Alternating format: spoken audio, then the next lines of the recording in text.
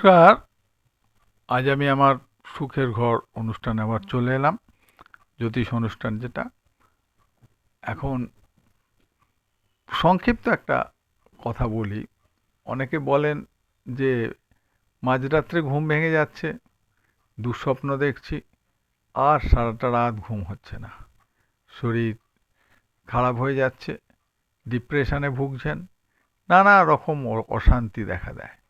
অনেকের এটা যদি ভোরের দিকে হয়ে যায় হয়তো ঘুমটা হয়ে যায়, কিন্তু অনেকের হচ্ছে কি একদম গভীর রাতে হলো, নানা দুঃস্বপ্ন দেখলেন, আর সারাটা দিন সময় খারাপ যাচ্ছে, মন খারাপ।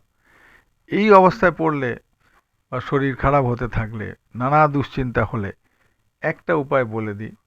বিছানার তলায় বা বালিশের তলায় একটা ছোট্ট কাপড় দিয়ে মুড়ে কিছুটা ফটকিরি, একটা ফটকিরি টুকরো, হ্যাঁ, একটা ওই যে সাবানের মতো যেটা পাওয়া যায় সেরকম ধরনের, বা একটা টুকরো আপনি বিছানার তলায় বা বালিশের তলায় রেখে ঘুমোতে যান।